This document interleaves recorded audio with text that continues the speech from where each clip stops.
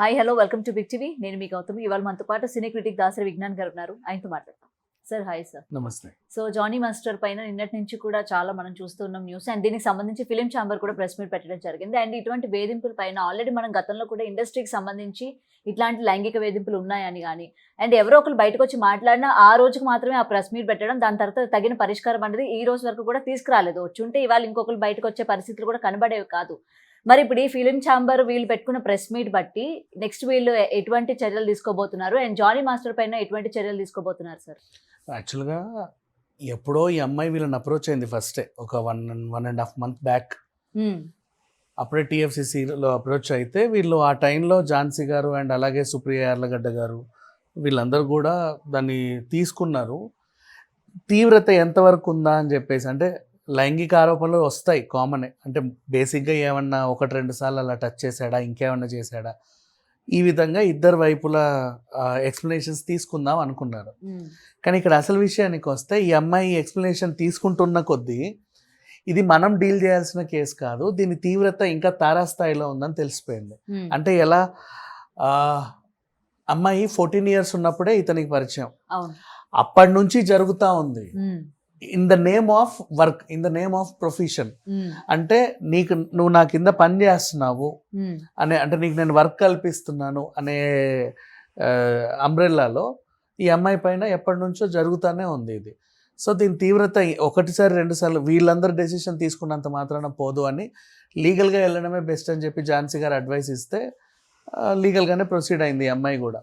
సృష్టి యాక్చువల్గా 14 years ఆ టైంలో, అప్పుడు ఈ అమ్మాయికి మంచి క్లాసికల్ డాన్సర్, కటక్లో మంచి నైపుణ్యం ప్రదర్శిస్తే అప్పట్లో వాళ్ళు మంచి ఏదో బిరుదు కూడా ఇచ్చారు ఆ రోజుల్లోనే, యువ కళావాణియో something, I don't know especially పర్టికులర్గా తెలియదు, బట్ అప్పుడే దానికి ఒక మంచి అవార్డు అనేది వచ్చింది. అంటే బిరుదు ఆ రోజుల్లోనే 14 years టైంలోనే చాలా బాగా డాన్స్ చేస్తారు, క్లాసికల్ డాన్సరే.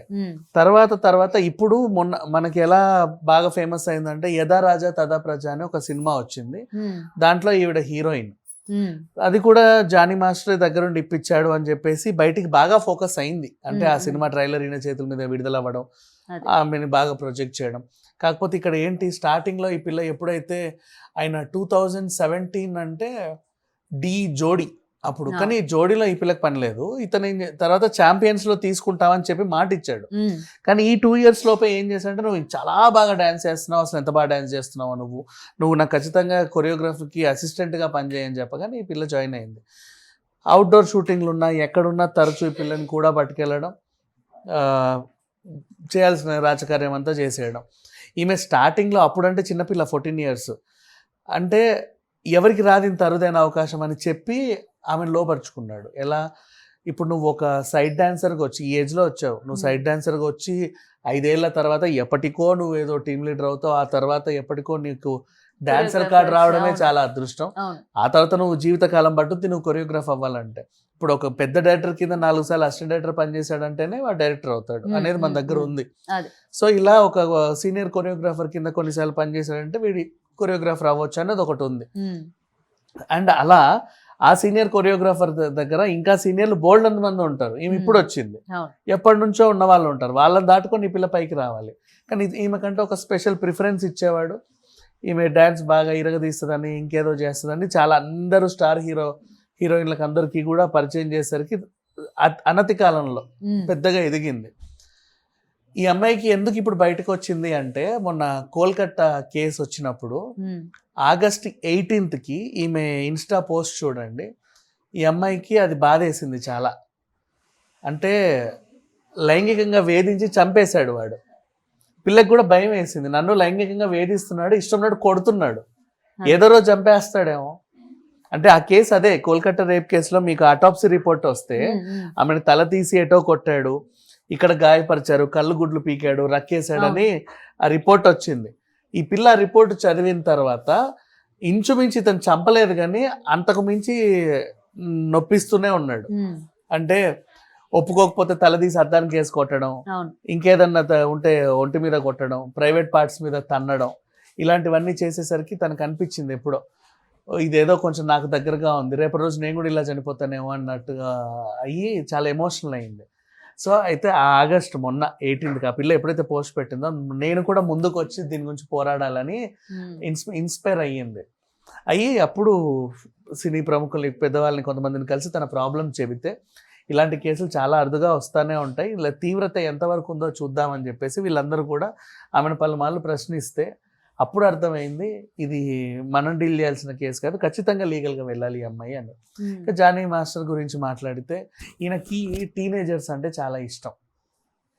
ఈ రకంగా సైడ్ డాన్సర్లు టీనేజర్లు వచ్చినా సరే వదిలేవాడు కాదు. అండ్ నెక్స్ట్ మన ఫారినర్స్ డాన్సర్స్ ఉంటారు చూసారు, బికినీ వేసుకొని డాన్స్ చేసేవాళ్ళు, వాళ్ళు ఇక్కడ ఒక పర్ డే 10,000కో 15,000కో 20,000కో వాళ్ళు మాట్లాడుకున్నంత పని చేసేవాళ్ళు. నేను కొరియోగ్రాఫర్ని, నన్ను దాటుకుంటే నీకు, నాతో బాగుంటేనే నీకు మంచి అవకాశాలు వస్తాయి, నన్ను దాటుకొని వెళ్ళలేకపోతే నీకు ఇక్కడ అవకాశాలు రావు, ఇక్కడ నువ్వు ఉండాలంటే నాలాంటి వాళ్ళతో బాగుండాలి అని చెప్పి వాళ్ళందరినీ వాడుకునేవాడు. అండ్ వాళ్ళకి ఏం టెన్షన్ తీసుకోండి, మీకు ఎంత మీరు పర్ డే రెమ్యునరేషన్ అంటే 15,000, నేను 20 ఇప్పిస్తా తీసుకో. ప్రొడ్యూసర్ గారు వీళ్ళందరికీ 20 అనుభవించేది వీడి ఫీజులన్నీ ఆ కట్టేది ఆ ప్రొడ్యూసర్. అంటే వీళ్ళకి ఏ రేటు వీడు చెప్తే ఆ రేటు వాళ్ళకి ఇవ్వాలి. అండ్ జానీ మాస్టర్ అంటున్నారు, మాస్టర్ అనకండి, ఆ పదానికంటే ఒక గౌరవం ఉంది, జానీ అనండి చాలు, అంత మించి ఇంకా ఏం చెప్పాల్సిన అవసరం లేదు. కానీ ఎప్పుడు కూడా ఆడవాళ్ళ గురించి కానీ లేకపోతే వాళ్ళ వైఫ్ గురించి కూడా స్టేజ్ మీద చాలా గొప్పగా చెప్తూ ఉంటాడు. వాళ్ళ వైఫ్ ని లవ్ మ్యారేజ్ చేసుకుని ఇవాళ ఈ స్టేజ్ కి రావడానికి కారణం కూడా వాళ్ళ వైఫ్ అని. అండ్ సార్ ఇందులో కూడా ఒకటి ఈ స్ట్రెస్ అంటే అమ్మాయి ఎవరైతే ఉన్నారో తనకి హింసించడంలోని భాగంగా వాళ్ళ వైఫ్ హ్యాండ్ కూడా ఉంది అని చెప్పి కూడా వినిపిస్తా ఉన్నాయి. పెళ్లి చేసుకోమని కూడా ఆమె కూడా బలవంతం పెట్టింది అని కూడా చెప్తూ ఉన్నారు. యాక్చువల్గా ఆమె గురించి బ్యాడ్ గా చెప్పడానికి కారణం ఏంటంటే ఈ సిచ్యువేషన్ ఒకనొక స్టేజ్లో పీక్స్కి వెళ్ళినప్పుడు ఈమె వల్ల మనకు ప్రమాదం అని జానికి తెలిసింది. వాళ్ళ ఆవిడతో కూడా పంచుకున్నాడు, పలానా పిల్ల వల్ల మనకు ప్రమాదం ఉంది, ఇలా ఇలా జరిగింది, ఇలా ఇలా జరిగింది, నన్ను నా గురించి అందరికీ చెప్తా అంటుంది. అప్పుడు జానీ ఏం చేశాడు అంటే వాళ్ళ ఆవిడ్ని పంపించాడు ఈమె దగ్గరికి, ఏదో రకంగా సెటిల్ చేసుకుందాం, కావాలంటే పెళ్లి చేసుకుందాం, నాకేం ప్రాబ్లం లేదు, చేసుకోండి అన్నట్లుగా. అండ్ అని వార్తలు బయట, ఎంతవరకు అథెంటిసిటీ ఉందో మనకు తెలియదు. ఆ పిల్ల ఇప్పుడు మతం మార్చుకుంటే పెళ్లి చేసుకోవచ్చు, మా మతంలో ఏంటంటే 4 పెళ్లిల వరకు కూడా చేసుకోవచ్చు, ఆ రకంగా ఒక యాక్సెప్టబుల్ ఉంది, అలా నువ్వు మతం మార్చుకొని చేసుకుంటే అసలు ఏ ప్రాబ్లం ఉండదు అని ఈవిడ్ని ప్రేరేపించారు. ఇప్పుడు అసలు విషయానికి వస్తే జానీ మాస్టర్ గురించి మాట్లాడుకుంటే ఈయన మీద వీళ్ళు పెట్టిన కేసు ఏంటి, రేప్ కేసు పెట్టారు, అలాగే బెదిరించడం 506, గాయపరచడం, ఈ 3 సెక్షన్లేగా పెట్టింది. కానీ పెట్టాల్సిన మెయిన్ కేసు ఏంటంటే ఫోక్సో. అమ్మాయి ఇతను వేధించినప్పుడు అమ్మాయి మైనర్, ఇప్పుడు 21 years. తను వేధించడం స్టార్ట్ చేసినప్పటి నుంచి ఆ పిల్ల మైనరే, మొన్న వచ్చింది. అండ్ అలాగే దీంతో పాటు ఇంకో కేసు కూడా ఉంది, లవ్ జిహాద్, మతం మార్చుకొని పెళ్లి చేసుకో అని చెప్పేసి ప్రేరేపించాడు, ఇది కూడా వస్తుంది.